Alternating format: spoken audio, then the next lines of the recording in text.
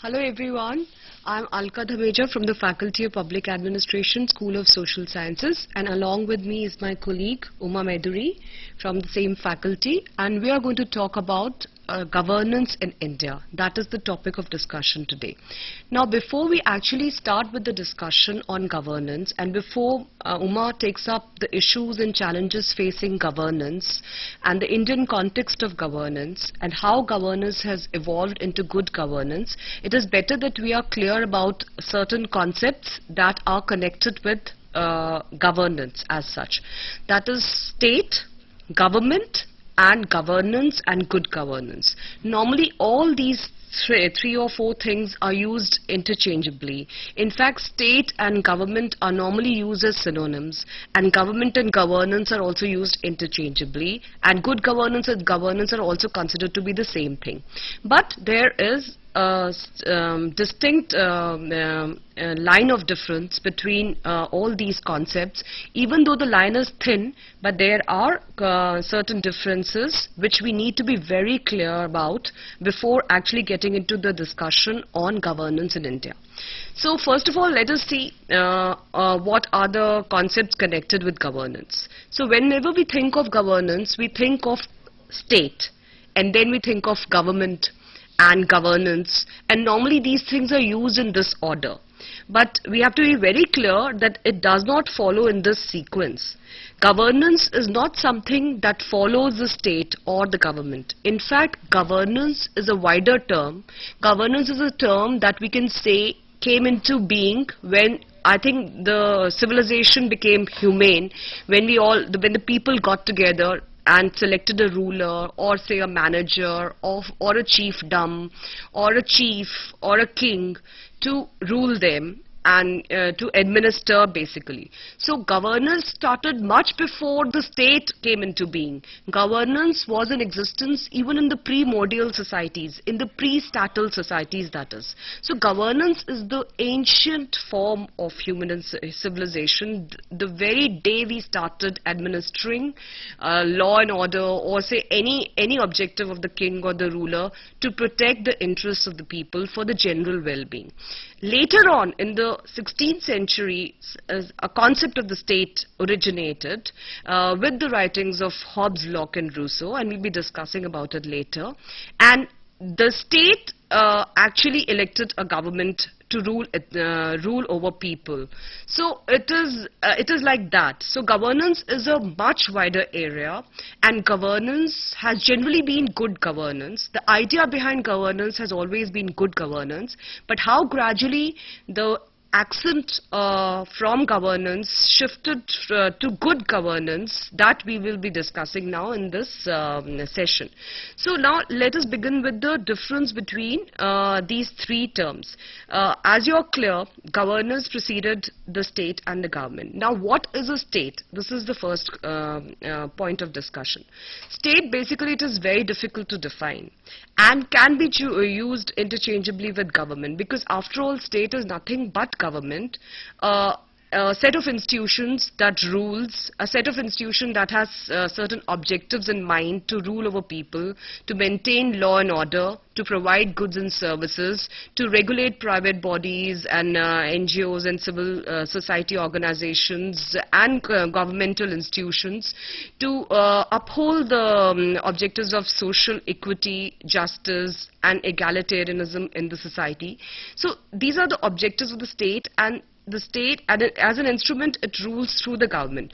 So it is very difficult to define state, and many scholars have differed on their definition on the state, and there is no unanimity about the definition. Some feel that, defining state would lead to, like David Easton, for example, said that defining state would lead to a conceptual morass, and we'll not get to any definition of state. And some people have described it as, a political organization. organization. Some people have described it as a set of formal institutions which are there to rule over the people. Some have described it as authoritarian allocation of power. But instead of going into the definition of the state, we should just keep in view that state has to be defined within the basic parameters, the 4 basic parameters, which are population, territory, government and sovereignty. So when we discuss state within these parameters, government automatically becomes a part of the state. So when you say state, you say it's a set of people living within a defined territory, having an elected or nominated sovereign to rule over them, and the sovereign has its own government to carry out the functions that has been assigned to the sovereign. So this is the general, very loosely defined concept of the state. So when you're clear about the state, we have to see the government automatically becomes a part of the state, and how the state has originated is also very important. And I think maybe in the course of the discussion we'll talk about the origin of the state a little bit. But over here, let's first stick to the distinction between the state and the government. Now, when the government is a part of the state, naturally government becomes an instrument of the state. Some people also feel that the state is an apparatus of the government. In fact, the state is used by the government to carry out its objectives or implement its policies. This is also true because after all, the government can use the objectives of the state for its own purposes. So we have to be very clear about the distinction between the state and the government. State is a permanent thing. It's a permanent body of institutions. The state could be the constitution of the country. State could be the legislature, executive and judiciary and the other governmental organs and institutions of the country. State has certain defined objectives under which the government of the state has to rule. And government is a very temporary thing. Government, for example, in India gets elected after every 5 years, even less than that. So government keeps changing. Government ideally has to function as per the objectives of the state, but it is not necessary that the government functions in consonance with the state. This is how the state becomes an apparatus of the government, because government starts using state for its own purposes. So the line between the state and the government then becomes very, very narrow. So we have to see that government is temporary, and it has to go by the objectives laid down by the state, and the government has to interact with other government as well as non-governmental bodies, non-statal bodies, to actually carry out its policies. So the way the processes that are involved in carrying out the policies turn government into governance. So governance is a very wide concept, and it preceded state and government. It includes state and government. So governance would mean government as well as governance. So, and state would also mean both the things, the government and the governance. And gradually we'll realize the meaning of the wider term governance, and how it actually keeps into view all the organs in a state, the statal organs also and the non-statal organs also. So this is very important. And then we have to also see how governance becomes good governance. See, all types of governance are good, but the premium that is now being attached to concepts like equity, justice, efficiency, rule of law, accountability, responsiveness has actually laid a lot of emphasis on the need to have good governance. It was always there, but what I feel has changed is the proactive and reactive and vigilant and more alert citizenry, or the NGOs or the non-statal bodies, which are making the government very, very responsive, or you can say expecting the government to be good. So governance becomes good governance when there are factors that are there to pull the government into action and make it more responsive. They were always there, but with the influx of information technology, with the exposure to the media, and because of the liberalization and globalization context, everything is coming together. People are becoming more aware. These NGOs and global institutions and and international organizations have come into action, and they are actually making the governance more good, and they are actually transforming governance into good governance. So before we actually start the discussion today on how governance, what is governance and how it has evolved into good governance, how it is different from the traditional governance system, we have to keep in view that we have to be very clear that governance includes state and government, and government is an instrument of the state, and state is actually, the government is actually nothing but public administration. Now, before I actually pose this question to Uma on the evolution of governance, I would like to remind all of you that this unit is a part of the block on government, and the first unit of this course has dealt with the Constitution of India. The second unit has dealt with the role of the legislature, executive and judiciary. The third unit has been on administrative structure and processes.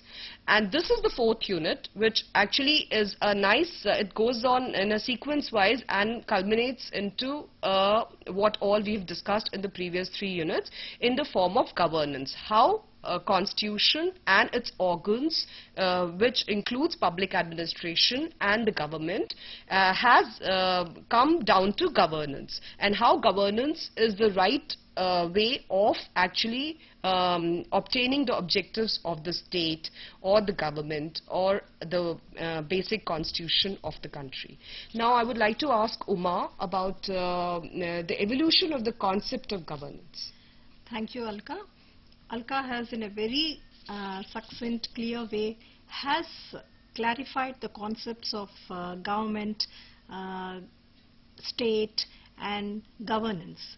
Like, to carry the discussion a bit further, like when we talk of governance, like to begin with, I would just like to give a brief introduction about certain other concepts like what Alka has already mentioned, that is the globalization, the changing role of the government. Like whenever we talk, like I know these days you take up any magazines, newspapers, journals, these are certain common terms that you come across. Like now we talk of globalization. Of course, this is not a new phenomenon. It has been there for the last 20-30 years, where now we find that the entire complexion of the countries, the governments is changing. With the coming of globalization, now there are no trade barriers and each country is able to trade with the other, and there are the limitations removed on foreign direct investment, and there are many multinational corporations coming into developing countries, and we all know how China has developed, and even India also. There is no dearth of technology now in India. Like it is a place for many MNCs which are coming and doing their operations from India. So all this had an impact on the functioning of the government. Earlier, what was the role of the government? When we talked of government, when we talk of welfare state, the citizens always looked towards the government. It was the sole or the major provider of the goods and services. Like for example, one had to travel by air, like in India. Indian Airlines and Air India were the only national carriers at one point of time. The people used to take these airlines. But now we have the entire aviation sector has been open to the private operators, and there are many operating. So that's how the entire this thing is now changing. You take many other sectors also, where along with the government there are private actors also coming into it.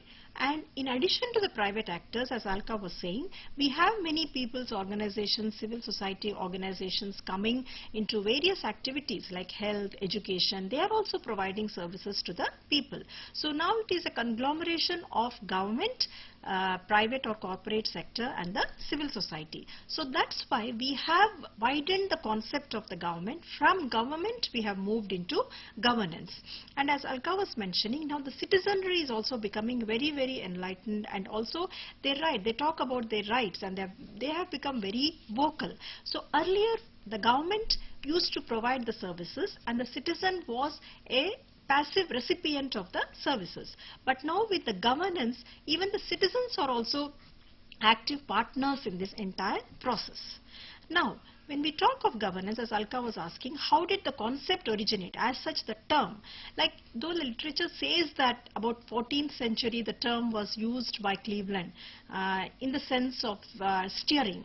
like giving a push to the activities. Of course, all these years the term governance hasn't been used to that extent, but only it was in the year 1989 when the World Bank had used the term governance when it studied the sub-Saharan economies. Like, we all know that many of the developing countries, they depend on these international organizations, especially IMF, World Bank, Bretton Woods institutions as they are called, for financial aid. So many of these countries had got aid from these institutions, but this aid has not been put into good use or an effective use. It was found that generally when the aid is given, later the concerned organizations also take up the studies to find out whether the aid that was asked by these countries has it been put into proper use, and what is the outcome or the results of the aid which has been put into various activities. So one such activity, when World Bank was looking into the functioning of the sub-Saharan states, it found that there was something wrong with their economies. Then it termed up the concept as governance, that governance was something which these countries needed. There was lack of governance and there is need to strengthen the governance. So in 1989, when the World Bank had used the term governance, it meant governance includes public sector, rule of law, a framework of law, accountability and information accessibility. It said that any country or economy need to have these things along with the government or make the government imbibe these aspects. Then later in 1992, the World Bank in its document Governance and Development, it used the term, it qualified the term governance as good governance. As Alka was saying, governance can never be bad, but only thing is governance needs to be made more effective and efficient, and for that it needs to be accountable, it needs to function within the framework of law, it has to work towards transparency, bring about equity and foster participation. So now we are clear about governance and good governance. Now what are the characteristics that make this governance good? Like even the World Bank and various other institutions, even the countries all over now have imbibed this concept of governance, and now they qualify governance as consisting of these components like accountability. Accountability, it was not that this concept of accountability was not there earlier in the practice of public administration. Always we had, like for example, the executive is accountable to the legislature, like we had this concept of accountability. But now with the coming of various actors into the governing process, like private sector, civil society, it is not that they take upon the activities, they need to be accountable to the system, to the government, to the citizenry. So the governance has to be, in order to be good, it has to be accountable. It has to ensure that there are mechanisms and processes of accountability imposed on not just the government, on even the private sector and even the civil society organizations. They need to be accountable for the objectives for which they are working. Then the other is participation. Like as I was mentioning, the citizens no longer are just the passive receivers of the goods and services, maybe from the government, civil society or the private sector. They need to be involved in the various activities. So they need to be partners in this process. Then only they will be able to realize the worth of these services that they are getting. The other thing is, all these institutions have to function within the framework of rule of law. This cannot be diluted. And the other is the decentralization. The thing is, now we have, for example, in India, we have this Panchayati Raj, where the activities are decentralized to the various levels. So all these things make up this concept of good governance, where the governance has to be accountable, it has to foster equity and bring about participation and function within the framework of rule of law. So that's why now we find that globally countries are talking about good governance. So governance, when it works towards these, becomes good governance. Like now I would just like to mention in brief about this concept of good governance being operationalized in India. Like India is also But one of the countries. before actually, sorry Uma to interrupt you, before you actually talk about the Indian context of good governance, I would basically like to ask you one question, that uh, is it so that the new public administration paradigm, that is new public administration or NPM as we call it, is very different from the traditional public administration paradigm? Because you yourself mentioned that earlier also there was emphasis on accountability, participation, rule of law. All these things were there earlier also. But now, have we just woken up because the World Bank is laying emphasis on these things? Are these concepts like good governance basically connected with the aid conditionalities, and especially the developing countries have to pay for putting their house in order because the World Bank and Bretton Woods institutions want it? Is it only because of that that there is a premium on good governance, or is it also coming from within the developing world, from within our own government, that we are now pulling our socks up and trying to make our governance more effective? Like as you have said, the entire thing, when we talk about globalization, there was a time in 70s and 80s where it was felt that the government is not fulfilling its role, and now it's time that we roll back the government, reduce its role and bring in the private sector, like market forces, into the functioning of the economy. So this was the idea actually, which, because at that point of time many countries, especially the developing countries, were undergoing a lot of financial crisis. Even in India also we had severe public debt, and that was the time when these countries, many of these, had approached this World Bank and IMF for aid. So when these institutions had given aid, they had imposed some conditionalities along with the aid. Like one of the key impact, or we can say that, or these conditionalities had, was to reduce the expenditure on certain basic components, or which the people need in any society. Like for example, not much emphasis was given to health, education, and even it was given, no private partner was coming or willing at that point of time to come and invest in these sectors. And as such, developing countries have this problem of poor infrastructure. So this was also one of the factors that deterred these private players to play an active role. With the result, like these sectors in many of the countries, like for example African countries, it was found that water was, water supply, clean water supply was one of the key requirements of the people, but there were no much private players which would come and come into this. And even if they had come, like the price hike was so much, like the people were not able to afford.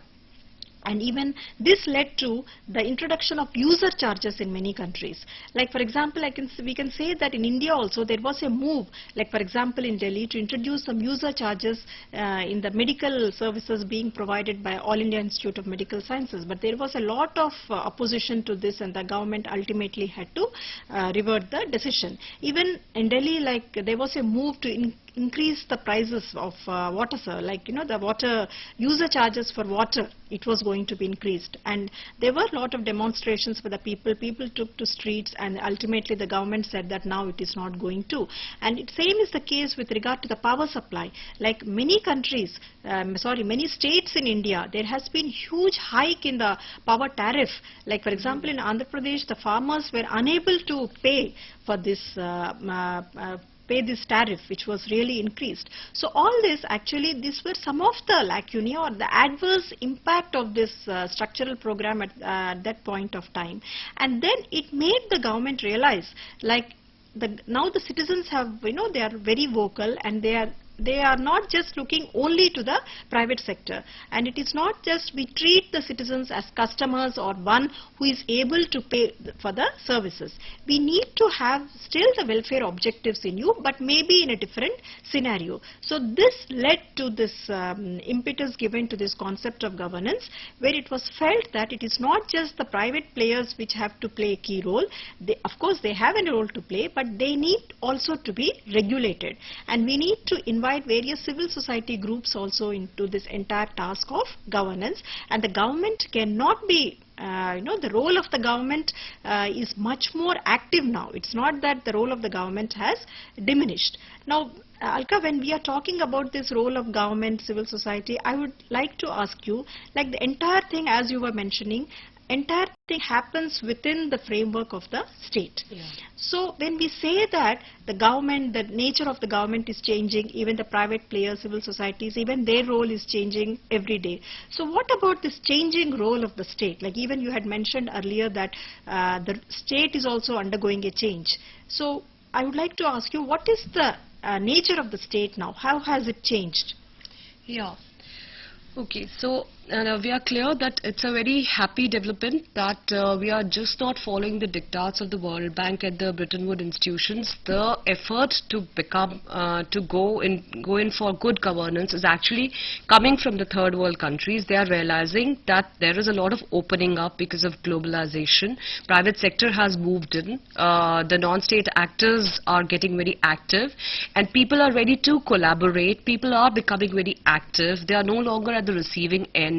They are very vigilant customers and citizens and clientele, and they are even ready to participate with the government and the private sector in the decision-making process, thereby making the today's concept of good governance very different from the traditional public administration system, where everything was within the domain of the state, majorly within the domain of the state, and only the peripheral activities were in the private sector, and citizens were just there to vote and to receive the services of the government. So that is changing, and it's a good development.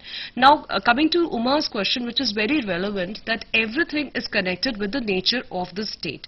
Whatever form of governance we have today is actually determined by the nature of the state, which is also undergoing a change. It has been undergoing a change since it came into being in 16th century.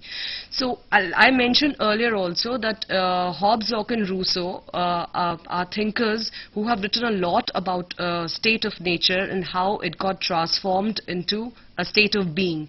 So, and their views of course differ from each other. According to Hobbes, human beings basically do not like each other. They have this feeling of mistrust and paranoia for each other. That is the reason they give away their rights to a sovereign who receives the rights through a social contract and is not a party to the right, but gets all the rights to govern those people. And here the state has unlimited power, unlimited sovereignty. The sovereign is bound, but the sovereignty is unlimited. Whereas Locke feels that human beings are basically very amicable. There is no the state of war between them. They live in a state of nature in bonhomie, but because for protection of property and law and order, they have to give some of their rights to a sovereign, and this is how the sovereign state comes into being. Some of the rights are given to the state, and the state actually gets those limited rights to govern the people.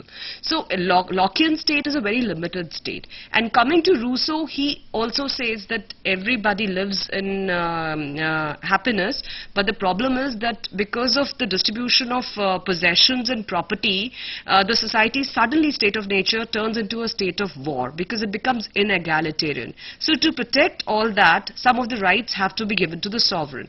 Again, a Rousseauian state is also a limited state because the state is only functioning in the general welfare of the people. So the very idea of the state in the beginning itself was of a limited state. And this limited state idea continued even during the Industrial Revolution phase, where most of the things were privatized and state only played the role of welfare and provision of, maintaining equity and justice in society, and basic functions of provision of goods, like you see electricity, iron ore, and basic things that were required for the people. Rest, most of the things were in the hands of private sector. Then there was economic crisis, and late in 1970s onwards till 1940s, Keynesian macroeconomics came into being, and where it was realized that private sector is not working properly, and the state has to intervene in all the major areas, and state has to be an unlimited state. So from a low state paradigm, we moved in to a high state paradigm in till 1940s. Then 1940s onwards, there was big economic depression, and again it was realized that state was basically interfering in all affairs of the economy and was not able to deliver the goods. And again, there were a lot of things happening all over the world. Colonial regimes were getting wiped out from different places.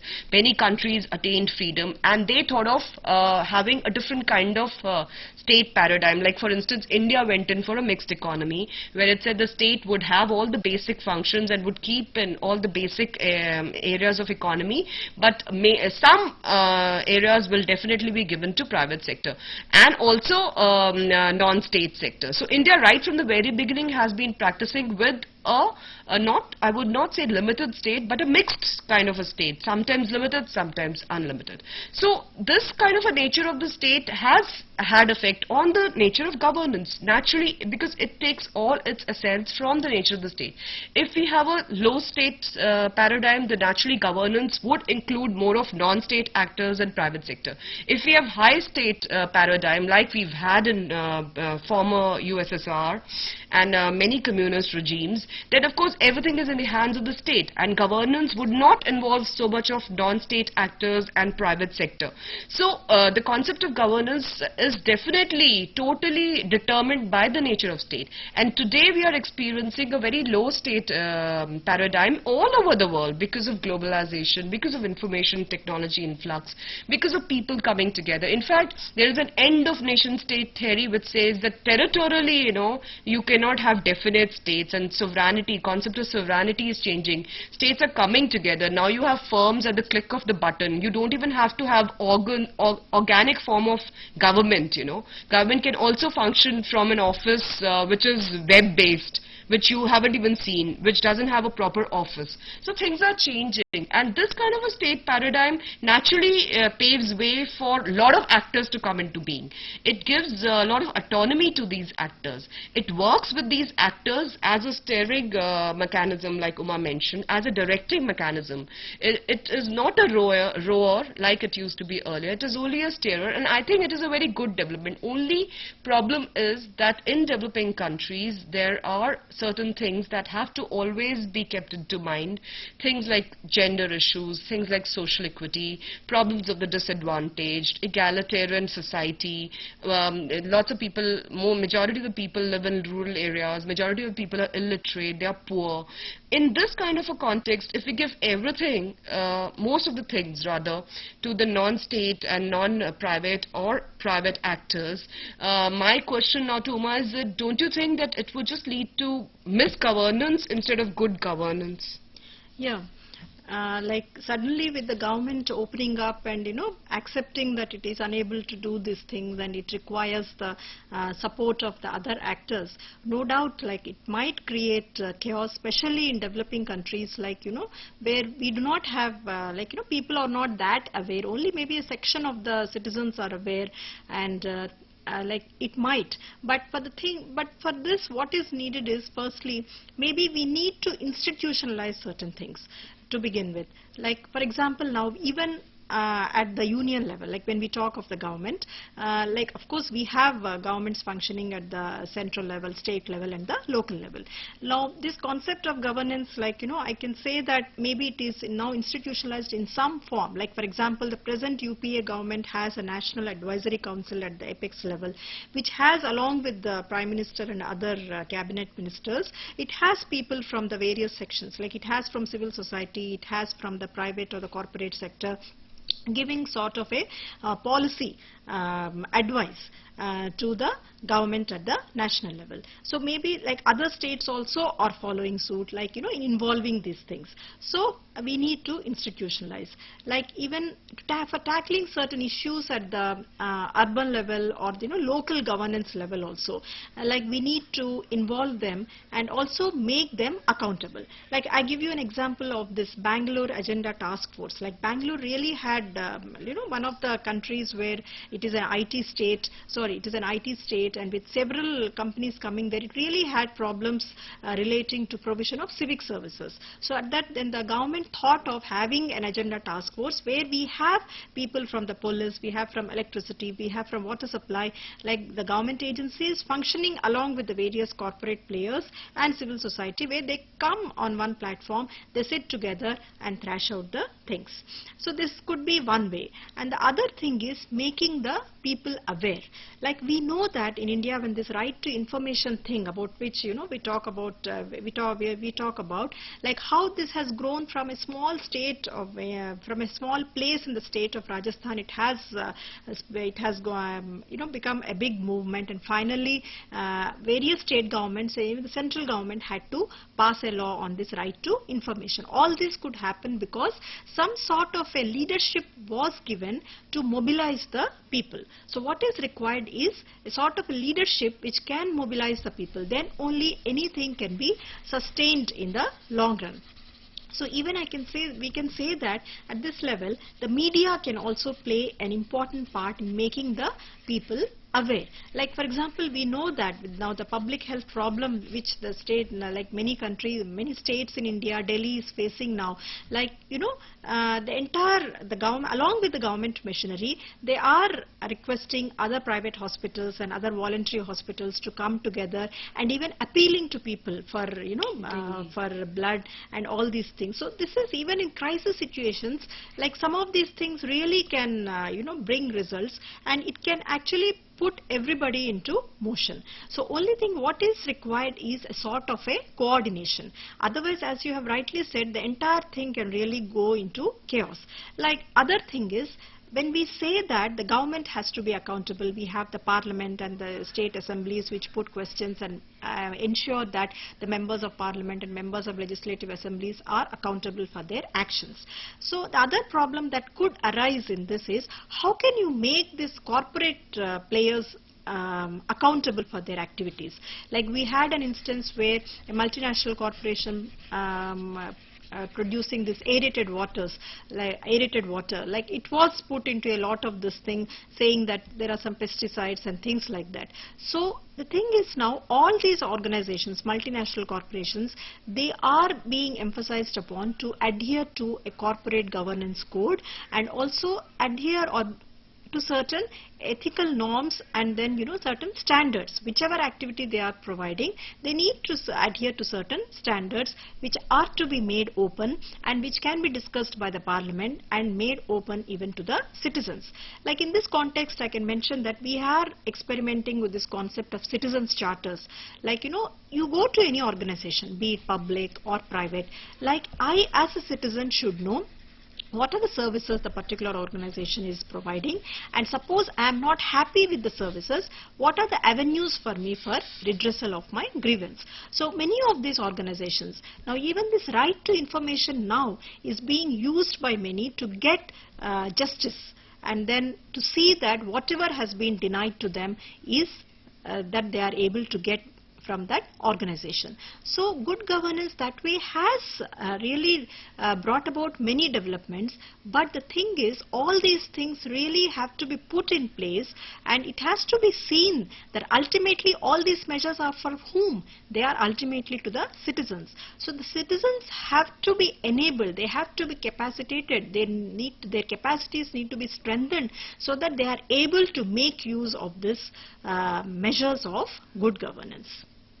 Yeah, I also feel that normally that what we discuss about traditional public administration in terms of legislature, executive and judiciary, I feel a lot of changes are being witnessed even in this area. For example, judiciary has somehow come into its own because of maybe media pressure and pressure from the people.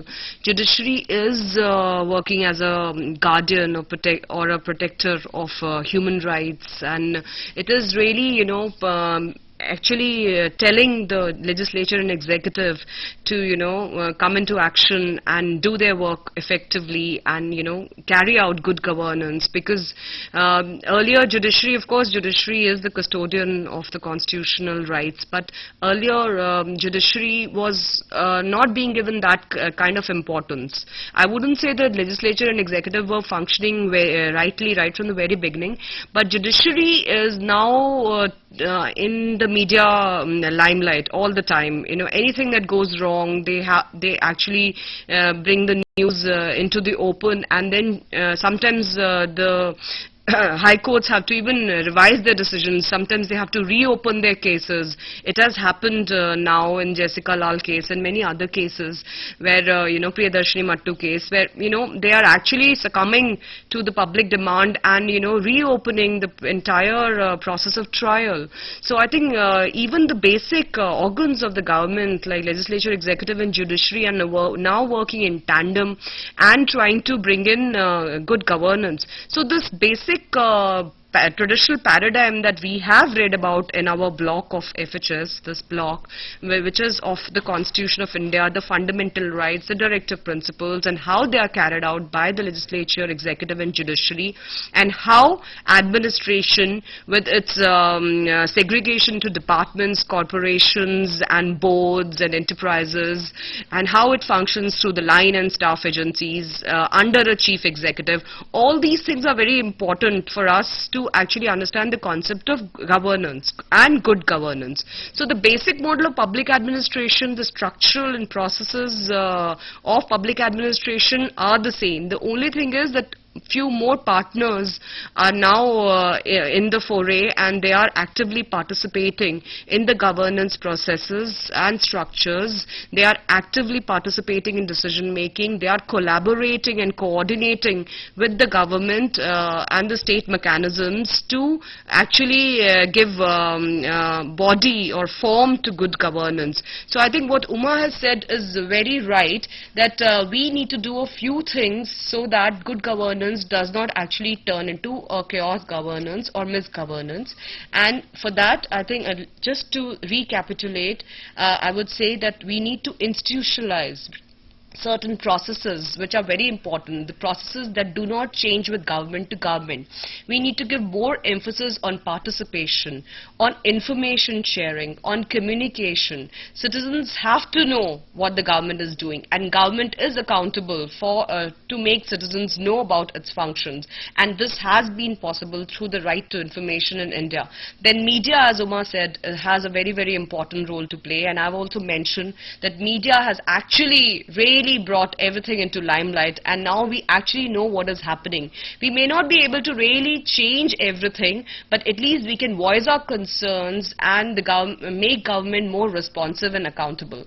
And another point is accountability of private sector, as Uma mentioned. These sectors, not just private sector, but even the citizen sectors, the NGOs, the civil society organizations, when they participate in the governance process to make it good, they also have to be held accountable. So responsiveness and accountability of government, non-government, private and non-private, non-state actors make governance good governance. And let's hope that we keep on improving on the governance processes and structures. And I would like to thank Uma for enlightening us on the evolution of governance and how it has been transformed into good governance, and all the steps that we can take in the future to let it remain good. So I think you must have understood the entire block now on the government procedures and structures, and we may have another session later on the administrative structures in India. But on that note, I would like to thank you all and Uma Meduri for coming over here. Thank you.